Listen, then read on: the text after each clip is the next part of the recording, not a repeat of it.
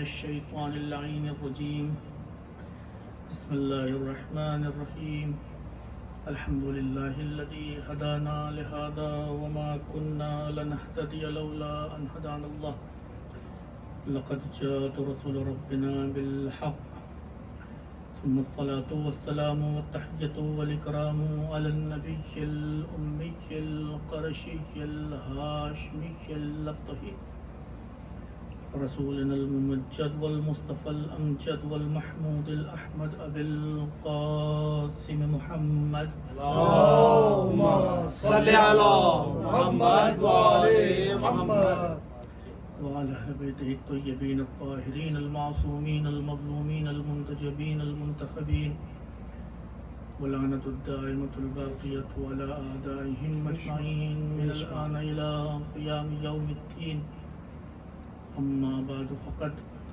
روي عن حمان الرضا عليه السلام كلمة لا إله إلا الله حصني فمن دخل في حصني أمن من عذابي بسبب هجر محمد وآل محمد اللهم صل على محمد وآل محمد. عزیزان محترم، یہ مجلس جس مناسبت سے برگزار کی گئی ہے وہ ہمارے 8ویں امام حضرت علی ابن موسیٰ رضا علیہ السلام کی شہادت اللهم صل على محمد وآل محمد. امام رضا علیہ السلام اس عنوان سے ممتاز ہیں کہ اگر روایتوں میں آپ دیکھیں تو امام حسین علیہ السلام کے بعد اگر کسی امام کی سب سے زیادہ تاکید زیارت پر جانے کی ہے سبحان اللہ تو وہ امام رضا علیہ السلام. سبحان اللہ. واہ واہ. بلکہ بعض روایتیں ایسی ملتی ہیں کہ راوی پوچھتا ہے کہ کس کی زیارت کو جائیں تو فرمایا کہ اگر امام حسین کی زیارت کر چکے ہو ایک بار ہمارے جد امام رضا علیہ السلام امام اشتم کی زیارت کو جاؤ. امام حسین علیہ السلام اگر سید الشہداء ہیں تو امام رضا علیہ السلام غریب الغرباء. شہادت اگر معراج پائی ہے تو امام حسین کی وجہ سے، اور اگر غربت یاد کی جائے گی تو امام رضا علیہ السلام کی وجہ سے. 8ویں امام 148 ہجری میں ولادت ہوئی. ایک مختصر سا خاکہ پیش کر دیتا ہوں تاکہ چونکہ عادت یہی ہے کہ جب بھی کسی امام کی ولادت یا شہادت سے متعلق گفتگو ہو تو ہمیں اس امام کے بارے میں تھوڑا بہت جاننا چاہیے، سمجھنا چاہیے. تو 8ویں امام 148 ہجری میں ولادت اور 202 یا 3 ہجری میں شہادت، تو کل ملا کے تقریباً 55 سال کی عمر مبارک. اور امام رضا علیہ السلام کی جو خدمات رہے ہیں، دیکھیے آپ کا ایک لقب جو ہے، اس سے پہلے کی مجلس میں عرض کر چکا ہوں، گزشتہ سال یا اس سے پہلے سال مجھے یاد نہیں، کہ آپ کو عالم آل محمد کہا گیا. تو سلسلہ علم میں کہ جہاں پر سب علم لدنی کے مالک ہیں، بے شک جہاں ہر امام ایسے علم کا ذخیرہ لیے ہوئے ہے کہ جس کی کوئی حد نہیں. اس سلسلے سمت میں آپ کو عالم آل محمد کہا. صرف اس وجہ سے نہیں، دیکھیے اگر خدمات کی بات ہو، علم کی ترویج کی بات ہو، ٹھیک ہے ہم یہ کہتے ہیں کہ امام علی علیہ السلام کو موقع نہیں ملا. آپ فرماتے رہے کہ یہ سینہ علم کے سمندر سے بھرا ہوا ہے، موجے مار رہا ہے، کوئی لینے والا نہیں. لوگ آ کے سوال کیا کرتے تھے کہ سر میں بال کتنا ہے. تو امام علی علیہ السلام، جندب پوچھتے ہیں امام علی علیہ السلام سے، وہاں کے صحابی ہیں. وہ واقعہ دوسرا ہے کہ جہاں پر امام کو چیلنج کرنے کے لیے پوچھا گیا تھا کہ سر میں بال کتنے، جندب امام علی علیہ السلام سے پوچھتے ہیں. پہلے امام علی علیہ السلام جندب سے کہتے ہیں کہ جندب تمہیں معلوم ہے اس پہاڑ کے پیچھے ایک لشکر آ رہا ہے اور مجھے علم ہے کہ ان میں سے میں کتنوں کو ماروں گا اور کتنے یہاں سے بھاگیں گے. سبحان اللہ بے شک. تو جندب کو تعجب ہوتا ہے, پوچھتے ہیں مولا آپ کو یہ بھی معلوم ہے؟ تو جندب تجسس میں پوچھتے ہیں کہ مولا آپ کو یہ معلوم ہے کہ اس روئے زمین پر کتنی چیٹیاں ہیں صحابی امام کیا, لیکن امام سے کس طرح سے استفادہ کرنا ہے نہیں معلوم. امام فرماتے بالکل معلوم ہے, تم صرف تعداد کی بات کر رہے ہو, مجھے یہ بھی معلوم ہے کہ اس میں سے کتنی نر ہیں اور کتنی مادہ. سبحان اللہ. تو اماموں کے پاس علم تو سب کے پاس تھا, ترویج کا موقع نہیں ملا.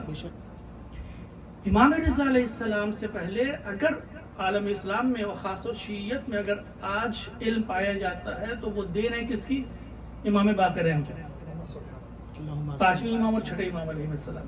بر محمد و آل محمد صلوات. اللہم صلی علی محمد و آل محمد. لیکن اس کے باوجود اگر عالم آل محمد کہا گیا تو کس کو؟ امام رضا علیہ السلام. کیونکہ امام محمد باقر علیہ السلام اور امام جعفر صادق علیہ السلام نے علم تو پھیلایا, شاگردوں کی تربیت تو کی, نماز کا طریقہ بتایا, روزے کا طریقہ بتایا, بتایا کہ توحید کیا ہے, بتایا کہ نبوت کیا ہے, یہ تمام چیزیں بتائی. لیکن جس امام نے سب سے زیادہ ولایت کا دفاع کیا ہو علل اعلان کھل کر, وہ ذات گرامی حضرت امام رضا علیہ السلام.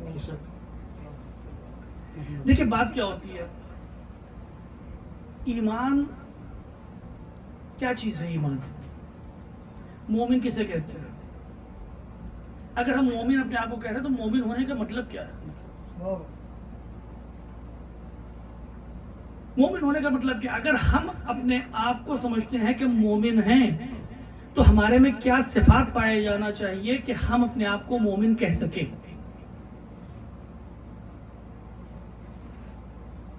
اللہ کا جو نظام ہے, جو اللہ کی شریعت ہے, وہ ناقابل تبدیلی ہے, اس میں تحریف اور تغیر کا امکان نہیں ہے. اس لیے امام حسین علیہ السلام جب کربلا میں آتے ہیں تو کیا فرماتے ہیں کہ میں نے کیا حرام محمدی کو حلال کر دیا یا حلال محمدی کو حرام کر دیا؟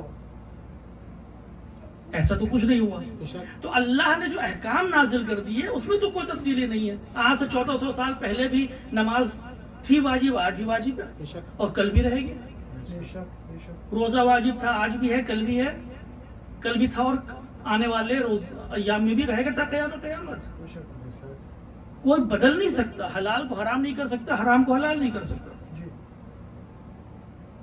کیونکہ اللہ کا نظام, اللہ نے کہا شریعت مکمل ہو گئی. اب شریعت جب مکمل ہو گئی ہے تو اس کے بعد اس میں کسی کو بھی اس بات کی اجازت نہیں ہے کہ کوئی تبدیلی لا سکے, یہاں تک کہ معصومین علیہ السلام. معصوم اور نبی میں فرق کیا کہ نبی شریعت لے کر آتا ہے, پہنچاتا ہے, اور امام شریعت بچاتا ہے. یہی فرق ہے. تو پھر ایمان ہے کیا اگر ہم اپنے آپ کو مومن کہہ رہے ہیں؟ اگر شریعت بدلی نہیں جا سکتی, بظاہر فروع دین جو اللہ نے نازل کر دی وہ اپنی جگہ پر ہیں, قرآن میں جن احکام کو بیان کر دیا وہ اپنی جگہ پر ہے. جب شریعت بدلی نہیں جا سکتی تو ہم ایمان کا اندازہ کس طرح سے لگائیں کہ اگر 2 آدمی پوری شریعت پر عمل پیرا ہیں تو آخر ایک 10ویں درجے پر کیوں ہے اور ایک 90 درجے پر کیوں ہے؟ آپ اگر تاریخ اسلام کو دیکھیں تو صدر اسلام سے ابھی جس حدیث کی میں نے تلاوت فرمائی, حدیث قدسی کہا گیا اس کو. حدیث قدسی کیا ہوتی ہے؟ حدیث قدسی وہ حدیث ہے, اللہ کا کلام ہوتا ہے کہ جو قرآن میں نہیں ہے, لیکن پیغمبر اسلام نے جب اس کو نقل کیا تو کہا کہ پروردگار فرماتا ہے, لیکن قرآن کا جز نہیں. یہ حدیث قدسی ہے. امام فرما رہے کلمۃ لا الہ الا اللہ حسنی. واقعہ آپ کے سامنے ہے کہ نیشاپور کے بازار سے جا رہے ہیں اور لوگوں نے پوچھا یا ابن رسول اللہ کچھ بیان کر دی, تو آپ نے لوگوں سے یہی کہا کلمۃ لا الہ الا اللہ حسنی, لا الہ الا اللہ میرا قلعہ ہے, فمن دخل فی حصنی امن من عذابی, اور جو اس قلعے میں آ جاتا ہے وہ میرے عذاب سے محفوظ رہ جاتا ہے. اب اگر آپ صدر اسلام میں چلے جائیں تو پیغمبر اسلام بھی یہی پیغام پہنچا رہے ہیں، قولوا لا الہ الا اللہ تفلحوا، تم لا الہ الا اللہ کہہ دو اور کامیاب ہو جاؤ۔ تو پہلی بات جس کی طرف امام رضا علیہ السلام اشارہ فرما رہے ہیں وہ یہ ہے کہ جو دین پیغمبر لے کر آئے تھے وہ آج تک نہ بدلا ہے نہ بدلا جائے گا۔ کل بھی راز کامیابی کیا تھا؟ لا الہ الا اللہ کہہ دینا تھا، اور آج بھی راز کامیابی کیا ہے؟ لا الہ الا اللہ کہہ دینا ہے، کوئی فرق نہیں۔ لیکن عزیزان محترم، صدر اسلام میں لا الہ الا اللہ کہہ دینا ایک الگ حالت، ایک الگ وضعیت کا حامل تھا۔ ہم انہی شرائط کو آج کے زمانے میں نافذ نہیں کر سکتے۔ سب سے پہلے اسلام میں شہید کون تھا؟ جناب یاسر کے والدین، جناب یاسر اور ان کی زوجہ کا نام سمیہ۔ جناب سمیہ سب سے پہلی شہیدہ اور جناب یاسر سب سے پہلے شہید۔ آج اگر ہم آپ سے پوچھتے ہیں کہ صاحب یہ بتائیے کہ توحید کا مطلب کیا ہے، تو آپ آئیے گا ایک تقریر کر سکتے ہیں توحید کے اوپر۔ توحید کا مطلب یہ ہوتا ہے، توحید کا مطلب یہ ہوتا ہے، فلاں ہوتا ہے، اس کے ذات اور اس کے صفات ایک جیسے ہوتے ہیں، اس کے ذات اس کے صفات سے الگ نہیں، اس کے صفات اس کے ذات سے الگ نہیں ہے، اس کی رحمت کا مطلب اس کا غضب، اس کے غضب کا مطلب اس کی تمام کتابیں لکھی گئی ہیں۔ آج ہم جیسا انسان بیٹھ کر اس منبر پر یا لوگوں کے درمیان بیٹھ کر توحید پہ بڑے بڑے بیان دے سکتا ہے، دے سکتے یا نہیں دے سکتے؟ بالکل دے سکتے ہیں۔ لیکن آپ یہ سوچیے کہ جتنا ہم توحید کے بارے میں جانتے ہیں، کیا جناب یاسر اتنا سمجھتے تھے؟ جناب سمیہ اتنا سمجھتے ہیں کہ اللہ کے ذات اور صفات الگ الگ نہیں ہوتے؟ اللہ کی احدیت کا مطلب کیا ہے، صمدیت کا مطلب کیا ہے، اس کا کوئی جز نہیں ہوتا، اس کا کوئی ثانی نہیں ہوتا ہے، جزیت اور ثانویت میں فرق کیا ہے، احدیت اور صمدیت کا مفہوم کیا ہے۔ دیکھیے میں یہ نہیں کہہ رہا ہوں کہ ان کی شان کم ہو گئی، نہیں، وہ سابقون السابقون، وہ اس وقت ایمان لائے کہ جب کوئی ایمان نہیں لایا تھا۔ ہم لوگوں کے بہت سے لوگوں کا ایمان لہر کے ساتھ ہوتا ہے، سب مانتے ہیں تو ہم بھی مانتے ہیں، سب نے قبول کر لیا تو ہم بھی قبول کر لیتے ہیں، یہ عام فطرت ہوتی ہے انسان کی۔ لیکن ان کا طرح امتیاز تھا، وہ آج اگر ہوتے ہیں تو نہ جانے کس پائے کے عالم ہوتے ہیں، لیکن اس وقت جب شہید کیا گیا تو ایک آواز ذرا الحد الحد الصمد الصمد بس۔ لیکن کیا جب جناب یاسر کو شہید کیا جا رہا تھا اور ان سے پوچھ لیا جاتا بھائی تم یہ چلا تو رہے ہو الحد الحد الصمد الصمد کا مطلب کیا ہے، کیا تم فلسفی اعتبار سے اس کو بتا سکتے ہو، کلامی اعتبار سے بتا سکتے ہو؟ جس طرح سے امام جعفر صادق علیہ السلام کے اصحاب صلی علی محمد و آل محمد محمد و اہل بیت محمد بلند تر صلوات، اللہم صلی علی محمد و آل محمد۔ جس طرح سے وہ توضیح دے سکتے کیا تم دے دو؟ کیا ان کے لیے ممکن تھا؟ شاید، مجھے نہیں لگتا کہ ممکن رہا ہوگا۔ دیکھیے پریکٹیکل بات کر رہا ہوں، ان کی شان میں کوئی گستاخی نہیں، وہ پہلے شہید اور شہیدہ ہیں، دین اسلام پر قربان ہونے والے پہلے شخص ہیں، والسابقون السابقون۔ لیکن جو توحید کی گہرائیاں ہیں ضروری نہیں ان کو معلوم ہے، نبوت کو جو مقام ہے ضروری نہیں ان کو معلوم ہے۔ جنگ احد میں نہ جانے کتنے شہید ایسے ہوئے ہوں گے کہ جو پیغمبر اسلام کے بارے میں انہوں نے کبھی سوچا بھی نہیں ہوگا کہ یہ معصوم ہے یا نہیں۔ امین مان لینا کسی کو ایک الگ بات ہوتی ہے، آپ مجھے امین مانتے ہیں، میں آپ کو امین مانتا ہوں، مجھے معلوم ہے کہ آپ کبھی دھوکہ نہیں دیں گے، آپ کو یقین ہے میں کبھی دھوکہ نہیں دوں گا، لیکن اس کا مطلب یہ نہیں کہ ہم دونوں ایک دوسرے کو معصوم مانتے ہوں۔ جنگ احد اور جنگ بدر میں نہ جانے کتنے شہید ایسے رہے ہوں گے کہ جنہوں نے عصمت کے بارے میں سوچا بھی نہیں ہوگا کہ پیغمبر معصوم ہوتا ہے کہ نہیں ہوتا ہے، لیکن ان کی منزلت کہاں ہے، ان کا مقام کہاں ہے، اور ہمارا مقام کہاں؟ تو پتہ یہ چلا کہ جب صدر اسلام کا دور تھا تو پھر وہ شرائط لازم نہیں ہوتے تھے کہ جو آج ہے، جو وقت کے ساتھ بدلتے جا رہے ہیں۔ اس زمانے میں لا الہ الا اللہ کہہ دینا ہی کافی تھا۔ اس زمانے میں لات و حبل سے بیزاری اختیار کرتے ہوئے اگر انسان ایک خدا کے سامنے اپنا سر سجدے میں جھکا دیتا تھا تو کامیاب ہو جاتا تھا، لیکن جب وقت بدلا تو پھر اتنا کافی نہیں تھا۔ تبھی تو امام رضا علیہ السلام فرما رہے ہیں کہ کلمۃ لا الہ الا اللہ حسنی فمن دخل فی حسنی امن من عذابی۔ دیکھو اللہ کی جو شریعت ہے وہ پیغمبر کے زمانے سے لے کر آج تک ایک ہی ہے۔ اس زمانے میں بھی لا الہ الا اللہ کہہ دینا کامیابی اور نجات کا باعث تھا، آج بھی وہی ہے، لیکن تھوڑا آگے بڑھتے ہیں اور پردہ دوبارہ اٹھاتے ہیں اور فرماتے ہیں لیکن بشرطہا وشروطہا۔ وہ زمانے گزر گئے کہ جب بغیر کسی قید و شرط کے لا الہ الا اللہ کہہ دینا کامیابی کی دلیل بن جاتا تھا، لیکن آج وہ نہیں ہے۔ جس کا مطلب یہ ہوا کہ ایمان کیا ہے، حقیقت ایمان کیا ہے، یہ زمانے کے ساتھ ساتھ بدلتی رہتی ہے، لیکن وہ کیا چیز ہے کہ جو ہم کو با ایمان بناتی ہے، یہ ہمارے ایمان میں نقص کا باعث بن جاتی ہے، وہ کیا ہے؟ امام فرمانے لیکن بشرطہا وشروطہا وانا من شروطہا۔ جب اللہ کی توحید کو تم نے گواہی دے دی تو پھر وہاں پر رک جانا کافی نہیں ہے، بلکہ اللہ کی توحید کے بعد جتنی اس کے لوازمات ہیں، جتنی چیزیں اس کے اوپر مترتب ہوتی ہیں، ان تمام چیزوں کے سامنے بھی تسلیم ہو جانا ایمان ہے۔ اگر اللہ کی توحید کی گواہی دی ہے تو اللہ نے جس نبی کو بھیجا ہے اس کی نبوت کو قبول کرنا بھی ایمان کا جز ہے۔ اگر اللہ کی توحید کی گواہی دی ہے تو اللہ نے جس کو اپنا خلیفہ مقرر کیا ہے اس کو قبول کرنا بھی ایمان کا جز ہے۔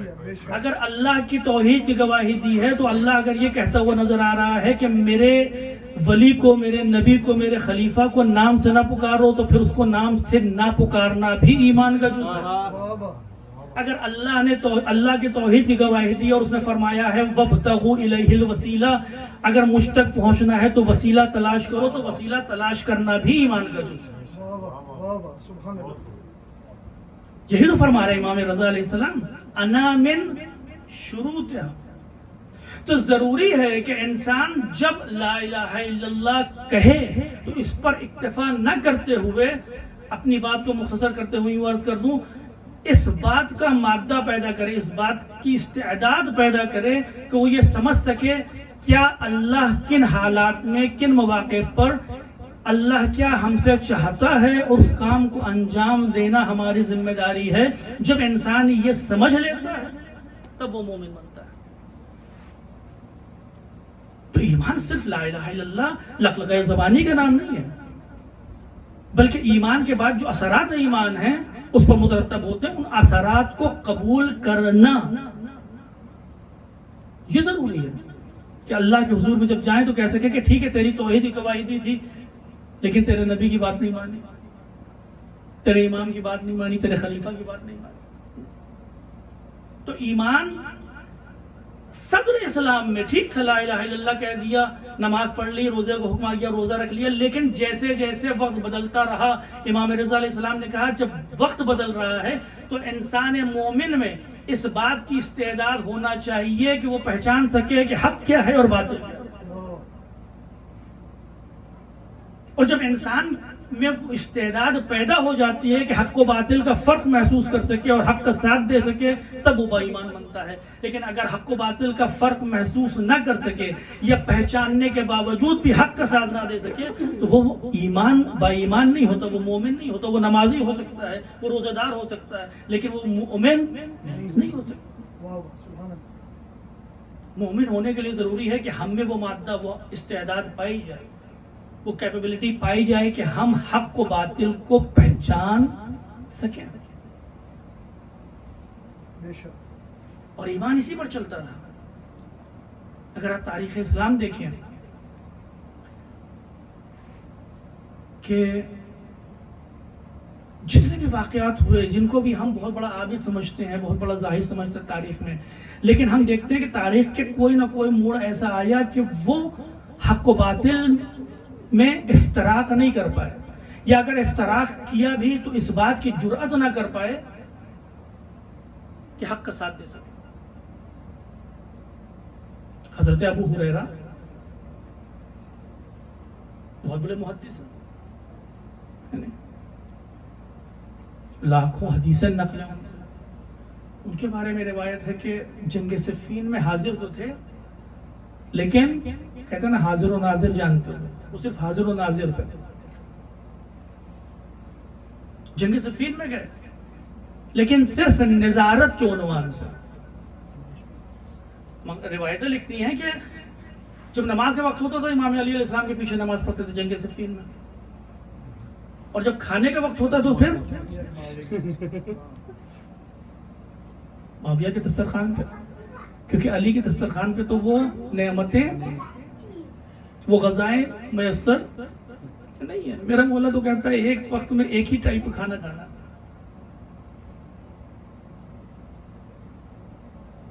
کیوں کیا ایسا؟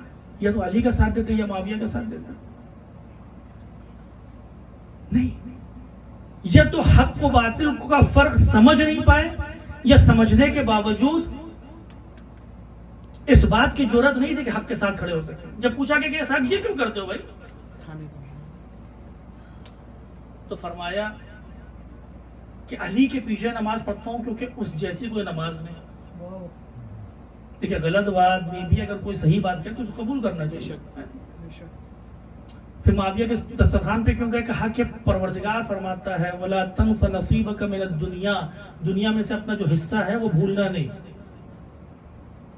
تو معاویہ کے سفرے پہ جا کر دنیاوی حصہ لے رہا ہوں، علی کے پیچھے نماز پڑھ کے اخروی حصہ لے رہا ہوں۔ تو جب انسان میں وہ استعداد نہیں ہوتی کہ حق و باطل کو سمجھ سکے، یا حق و باطل کو سمجھنے کے باوجود حق کا ساتھ دے سکے، تو پھر اس چیز کو ایمان نہیں کہا جاتا۔ کہ ہم جنگ میں آئے بھی ہیں لیکن ہم کسی کی طرف سے لڑائی نہیں کرتے۔ امام نے فرمایا، امام رضا علیہ السلام فرمایا لیکن بشرطها وشروطها، وانا من شروطها، میں ان شرطوں میں سے ایک شرط ہوں۔ تو ہر انسان کو مومن کہہ دینا غلط ہے جب تک کہ اس میں اس بات کی جرأت نہ پائی جاتی ہو کہ حق کا ساتھ دے سکے۔ تاریخ کہتی ہے حضرت عبداللہ ابن عمر جب امام حسین علیہ السلام کربلا کے لیے نکل رہے ہیں تو ملنے آئے، آپ سنتے رہتے ہیں، تو کیا گفتگو ہوئی دونوں میں؟ کہ حضرت عبداللہ ابن عمر نے کہا کہ ابن رسول اللہ آپ نہ جائیے، عراقیوں کے پاس نہ جائیے، کوفی دغا باز ہوتے ہیں، آپ ان کے پاس نہ جائیے، وہ آپ کو دھوکہ دیں گے۔ مجھے نہیں معلوم کہا کہ نہیں کہا، تاریخ میں ملتا ہے یہ۔ امام حسین علیہ السلام نے اس بات کو قبول نہیں کیا بلکہ دعوت دی کہ تم میرے ساتھ آؤ،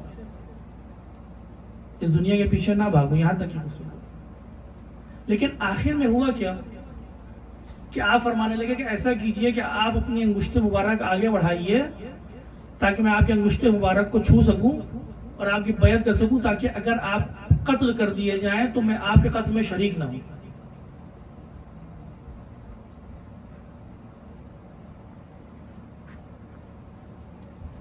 اچھا چالاک تھے، ہاتھ پہ بیعت نہیں کی، اتنی ہی بیعت کی کہ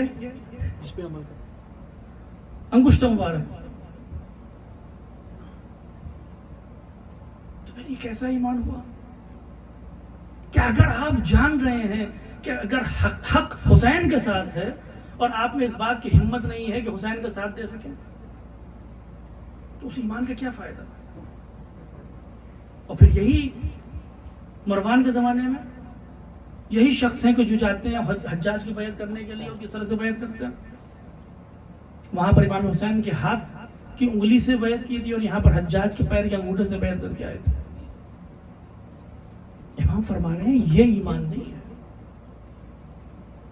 ایمان یہ ہے کہ جب تم یہ سمجھنے لگو کہ وقت کا تقاضا کیا ہے اور وقت کے تقاضے کے ساتھ ایک مومن کا وظیفہ کیا ہے، اس وظیفوں پر عمل کر سکو، تب تم حقیقی مومن ہو۔ برائے اشنودی سید الشہداء امام حسین علیہ السلام بلند تر صلوات۔ اللہم صلی علی محمد وآل محمد۔ وقت کے تقاضے کو دیکھیں کہ وقت ہم سے کیا چاہتا ہے، اور یہی وجہ ہے نا کہ امام علی علیہ السلام جب بازاروں میں کھینچا جاتا ہے امام علی علیہ السلام کو، تو آپ کے اصحاب وہاں پر موجود ہیں، لیکن وقت کا تقاضا یہ ہے کہ ابھی کچھ نہ بولا جائے۔ امام حسن علیہ السلام صلح کر رہے ہیں، آپ کے اصحاب وہاں پر موجود ہیں۔ جب تک امام حسن علیہ السلام جنگ کو حکم دیتے ہیں تو جنگ کرتے ہیں، جیسے امام حسن علیہ السلام صلح کرتے ہیں وہ خاموش ہو جاتے ہیں، لیکن امام حسین علیہ السلام کے اصحاب آپ کے ساتھ شہادت، درجہ شہادت پر فائز ہو جاتے ہیں۔ تو یہ اصحاب جو جلیل القدر اصحاب ہیں، ان کے کردار میں، ان کے رویے میں، ان کے برتاؤ میں یہ فرق کیوں نظر آ رہا ہے؟ اس وجہ سے کہ وہاں پر سلمان کو معلوم ہے، ابو ذر کو معلوم ہے کہ کیا کرنا ہے، وہاں پر حبیب کو معلوم ہے کیا کرنا ہے، وہاں مسلم بن اوسجو کو معلوم ہے کہ کیا کرنا ہے۔ جب انسان یہ سمجھ لیتا ہے کہ ہماری ذمہ داری کیا ہے عصری تقاضوں کی بنسبت، تب وہ درجہ ایمان پر پہنچتا ہے۔ تو اگر ہم اپنے آپ کو مومن کہنا چاہ رہے ہیں، اگر ہم یہ چاہ رہے ہیں، اس امام رضا علیہ السلام کی جو حدیث نقل کی میں نے اس کے حوالے سے، اگر ہم یہ دیکھنا چاہتے ہیں کہ ہم مومن ہیں یا نہیں، تو آپ یہ دیکھیں کہ ہم آج کے تقاضوں کے اعتبار سے اپنی ذمہ داریوں پر عمل کر رہے ہیں یا نہیں کر رہے ہیں۔ اگر ان ذمہ داریوں پر عمل ہو رہا ہے تو آپ یقین جانیے کہ آپ کی نمازیں بھی قبول ہیں، روزے بھی قبول ہیں، حج بھی قبول ہے، عمرہ بھی قبول ہے، خمس زکوٰۃ بھی قبول ہے، سب کچھ قبول ہے۔ لیکن اگر ان وظائف پر کہ جو ہمارے عصری وظائف ہیں ان پر عمل نہیں کر پا رہے ہیں، تو ہم چاہے جتنی نمازیں پڑھ لیں، چاہے جتنے روزے رکھ لیں، روزہ اور نماز کرنے والے وہ افراد بھی تو جو امام علی علیہ السلام کے سامنے ہے جنگ نہروان میں۔ انسان دھوکہ نہ کھائے، مومن دھوکہ نہیں کھاتا، مومن کبھی دھوکہ نہیں کھاتا۔ کیوں؟ کیونکہ اس کی بصیرت اس کے پاس جو ہے وہ اس کو راستہ دکھاتی ہے کہ صحیح راستہ کیا ہے، غلط راستہ کیا ہے۔ امام رضا علیہ السلام کے زمانے میں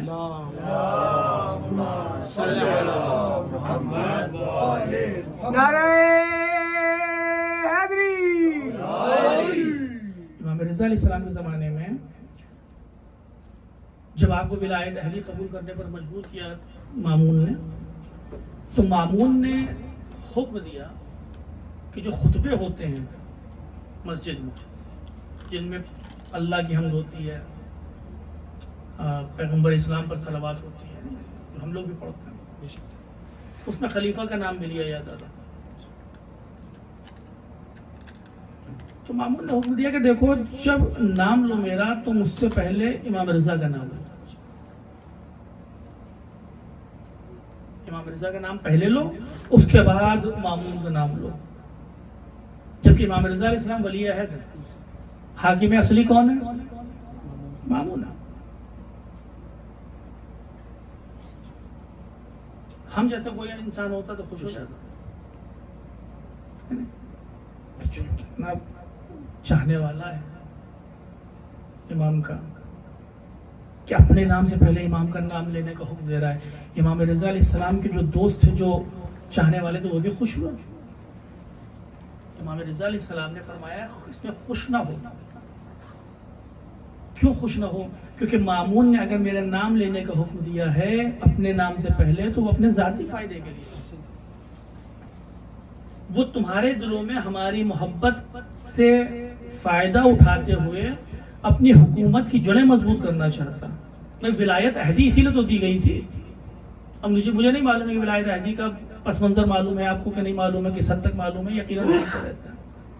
ولایت عہدی اسی لیے دی گئی کیونکہ مامون کس کا بیٹا تھا؟ غیر عرب ماں کا بیٹا تھا، کنیز کا، اور اس کا بھائی امین وہ عرب کا بیٹا تھا۔ تو ہارون کے بعد امین کے طرفدار زیادہ تھے کیونکہ وہ خالص عرب تھا، مامون کے طرفدار کم تھے، اسی لیے مامون نے عرب سرزمین سے اپنا دارالسلطنت منتقل کر دیا کہاں؟ خراسان، غیر عرب زمین پر. کیونکہ اس نے جب امین کو قتل کیا، پہلے تو جب ہارون کے زمانے میں حکومت کو 2 حصوں میں تقسیم کر دیا گیا، بہت جلدی میں بیان کر رہا ہوں، 2 حصوں میں تقسیم کر دیا گیا، ایک حصہ امین کو چلا گیا، ایک حصہ مامون کو چلا گیا. امین نے چاہا مامون کو قتل کر دیا، اس سے مامون تو ذہین تھا،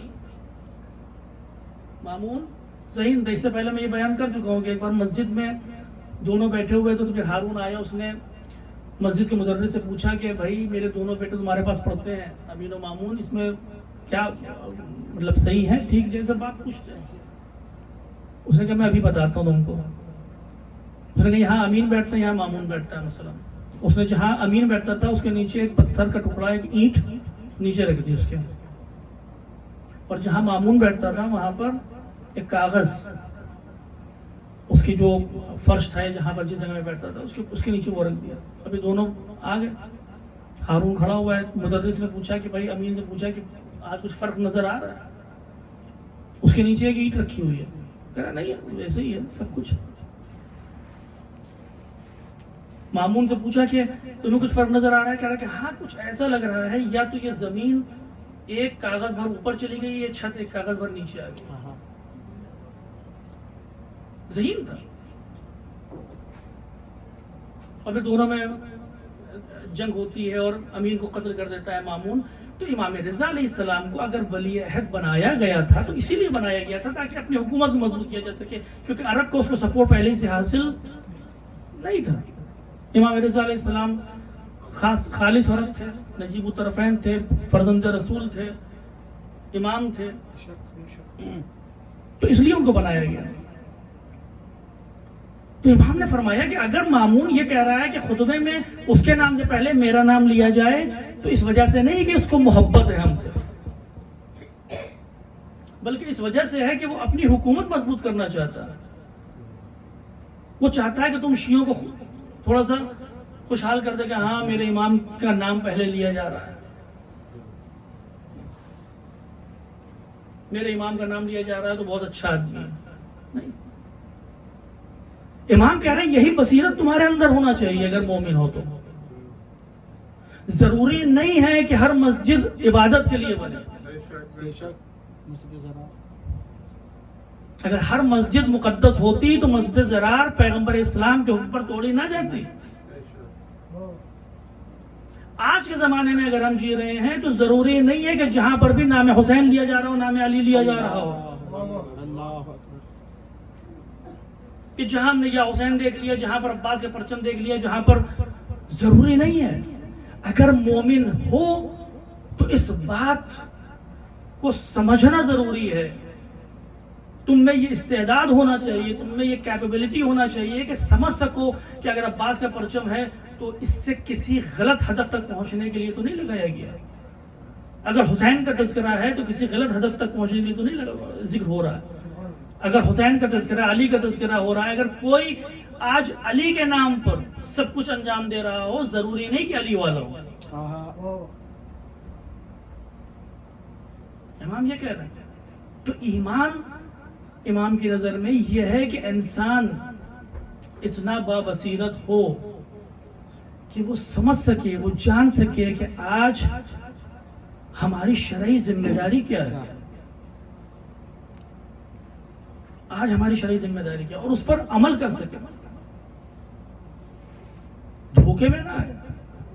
امام نے فرمایا نہیں، میرا نام اگر پہلے آ جا رہا ہے تو بس مامون کے گرویدہ نہ بن جاؤ، بلکہ تم بعنوان شیعہ ضروری ہے یہ سمجھ سکو کہ مامون نے کیوں میرا نام اپنے نام سے پہلے رکھا.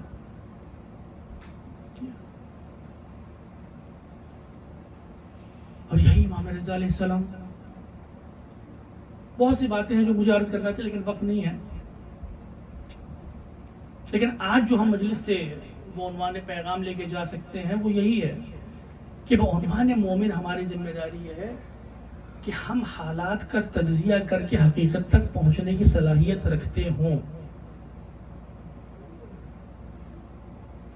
ہم ہر چیز کو جیسی وہ ہے ویسے قبول نہ کرتے. ضروری ہے کہ ہم سمجھ سکیں کہ کیا صحیح ہے اور کیا غلط ہے. کبھی غلط باتوں کے اوپر اچھائی کا پردہ ڈال کر پیش کیا جاتا ہے. ہم میں وہ توانائی ہونا چاہیے کہ اس پردے کو نوچ کر پھینک کے برائی کا چہرہ لوگوں کے سامنے لا سکیں. اور امام رضا علیہ السلام نے وہی کیا. جیسا کہ میں نے عرض کیا کہ امام رضا علیہ السلام وہ امام ہیں کہ جنہوں نے اس سلسلہ عصمت میں سب سے پہلے وہ امام ہیں کہ جنہوں نے کھل کر ولایت کا دفاع کیا، جنہوں نے کھل کر امیر المومنین علیہ السلام کی امامت کا دفاع کیا، جنہوں نے غدیر کا دفاع کیا، جنہوں نے غدیر کو دوبارہ پیش کیا. اسی لیے عالم محمد نعرہ حیدری. لیکن اسی کے ساتھ ساتھ امام غریب الغربا بھی ہے. امام غریب الغربا بھی. عزیزان محترم، امام کی شہادت کی تاریخ ہے. خدا آپ سب پر رحم کرے کہ آپ یہاں پر جمع ہوئے امام رضا علیہ السلام پر گریہ کرنے کے لیے، ان کا پرسہ دینے کے لیے.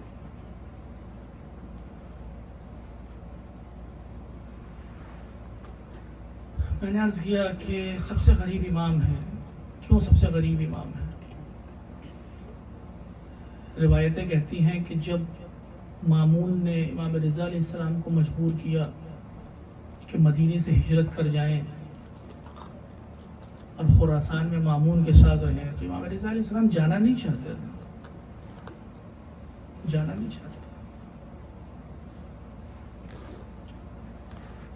لیکن امام رضا علیہ السلام کو مجبور کیا گیا. کہا کہ نہیں، آپ پاس کوئی چارہ کار نہیں ہے.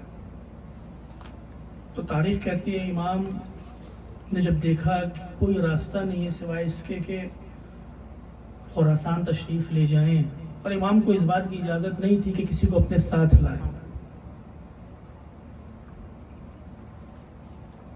امام کو اس بات کی اجازت نہیں تھی. تاریخ کہتی ہے کہ جب امام کے جانے کا وقت قریب آیا تو پھر امام مرقد رسول پر پہنچتے ہیں اور مرقد رسول پر گریہ کرنا شروع کرتے ہیں. اللہ اکبر. کچھ ایسا محسوس ہوتا ہے کہ جیسے مدینے والوں کو وہ وقت یاد آ گیا ہوگا کہ جب حسین مرقد رسول پر پہنچے تھے کربلا چھوڑنے سے پہلے. امام بھی مرقد رسول پر جاتے ہیں، اپنی دادی سے خدا حافظی کرتے ہیں. اور تاریخ لکھتی ہے کہ جب امام مرقد رسول پر جاتے ہیں تو اپنے گھر والوں کو جمع کرتے ہیں اور کہتے ہیں کہ میں جا رہا ہوں، تم لوگ میرے لیے گریہ کرو، تم لوگ میرے لیے نوحہ پڑھو. ابھی امام شہید نہیں ہوئے ہیں، امام شہید نہیں ہوئے ہیں، بلکہ امام اپنے گھر والوں کو جمع کر کے فرماتے ہیں کہ میرے اوپر گریہ و زاری کرو، میرے لیے نوحہ پڑھو. پوچھنے والے پوچھتے ہیں کہ آخر مولا آپ پر کیا وقت آنے والا ہے؟ آپ گریہ کرنے کا کیوں حکم دے رہے ہیں؟ آپ نوحہ کرنے کا کیوں حکم دیتے ہیں؟ نوحہ تو اس پر کیا جاتا ہے کہ جو اس دنیا سے رخصت ہو گیا ہو. خدا آپ کو طول عمر عطا کرے، آپ کو صحت و سلامتی عطا کرے. ہمارا دل ڈوبا جا رہا ہے کہ آخر آپ گریہ و زاری کا حکم کیوں دے رہے ہیں؟ آپ نوحے کا حکم کیوں دے رہے ہیں؟ عزیزوں، آپ کو معلوم ہے امام رضا علیہ السلام کے بہت بھائی بہن ہیں. امام موسیٰ کاظم علیہ السلام کے تقریباً 27 فرزند ہیں، بیٹی اور بیٹیاں ملا کر. امام رضا علیہ السلام کے بہت بڑا خاندان ہے. لیکن امام فرماتے ہیں میں تم سے اس لیے کہہ رہا ہوں کہ اب میں جا رہا ہوں تو واپس نہیں آؤں گا، اور جب میں جا رہا ہوں تو اتنا یاد رکھو کہ جب میں اس دنیا سے رخصت ہوں گا نا تو میرے پاس کوئی مجھ پر گریہ کرنے والا نہیں ہوگا، مجھ پر کوئی گریہ کرنے والا نہیں ہوگا. اس لیے آج گریہ کر لو، آج نوحہ کر لو. اللہ اکبر.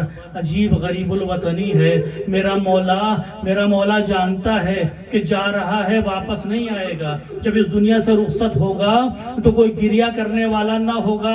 تو شاید یہ سوچا ہو کہ آج گریہ کر لے، آج بیویاں آنسوئے بہا لیں. ایسا نہ ہو کہ جب خبر شہادت ملے، ایسا نہ ہو کہ جب خبر شہادت ملے تو بیویاں گھروں سے باہر آ جائیں. اللہ اکبر.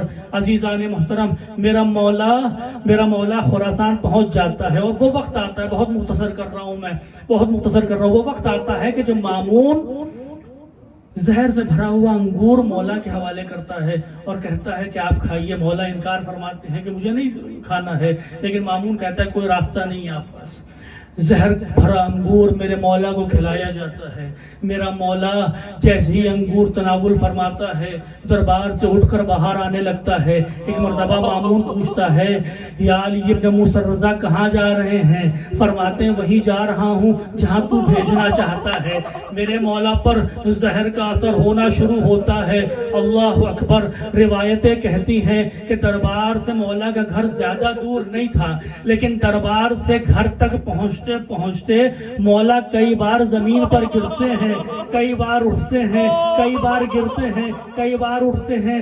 اللہ اکبر. میرے ذہن میں وہ منظر آ جاتا ہے کہ جب میرا مولا حسین علی اکبر کے جنازے کی طرف جا رہا تھا. مولا اپنے جد کو یاد کیجئے. میں بہت دستبستہ گزارش کرتا ہوں مولا، ہم وہاں پر نہ تھے آپ کی مدد کے لیے، لیکن آپ کے دل کی تسلی کے لیے اتنا کہہ سکتے ہیں کہ میرا مولا بھی جب اپنے بیٹے کے جنازے پر جا رہا تھا تو حسین کبھی گرتے تھے، کبھی اٹھتے تھے، کبھی گرتے تھے، کبھی اٹھتے تھے. مولا آپ پر زہر کا اثر ہے. حسین کا جسم تیروں سے چھلنی تھا، حسین کا جسم زخمی تھا. اللہ اکبر. عزیزان محترم، میرا مولا اس دنیا سے رخصت ہو جاتا ہے. بس آخری جملے ہیں آپ کی نفس. میرا مولا اس دنیا سے رخصت ہو جاتا ہے. امام جواد علیہ السلام باعجاز تشریف لاتے ہیں، نماز جنازہ پڑھتے ہیں، غسل دیتے ہیں، نماز پڑھاتے ہیں، نماز پڑھ کے دفن کر چلے جاتے ہیں. اللہ، بس بات ختم ہو گئی. لیکن آپ ایران جاتے ہیں نا، ایران جب جاتے ہیں تو ان کی سرزمین پر بی بی فاطمہ معصومہ سلام اللہ علیہا کے حرم بھی جاتے ہیں. بس آخری جملے ہیں. آپ امام رضا علیہ السلام کی سگی بہن تھی اور اتنی محبت کرتی تھی امام سے. اللہ، اتنی محبت کرتی تھی کہ بھائی کی دوری برداشت نہیں ہوئی.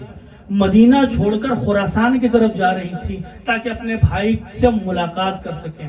آپ کے سامنے تمام واقعات ہیں، لیکن عزیزان محترم دوران سفر بی بی کو خبر شہادت ملتی ہے.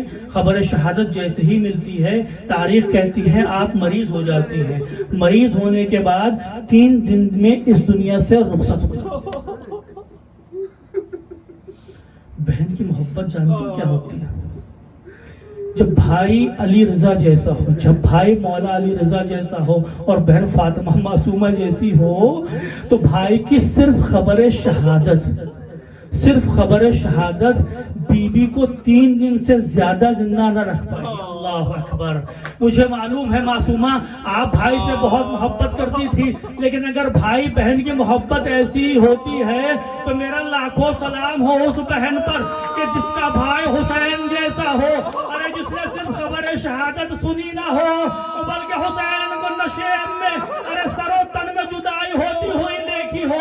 سلام ہو میرا اس زینب پر کہ جس نے حسین کے بے سر لاشے سے سکینہ کو الگ کیا ہو. سلام ہو میرا اس زینب کبریٰ کے اوپر کہ جو صرف خبر شہادت سنتی نہیں ہے، صرف شہادت دیکھتی نہیں ہے، بلکہ کربلا سے کوفہ سے شام زینب بھی ہے، ساتھ میں حسین کا سر بھی ہے، اور محمد کے سر بھی ہے. الا لعنت اللہ علی القوم الظالمین. سیعلم الذین ظلموا ای منقلب ینقلبون. مات الحسین.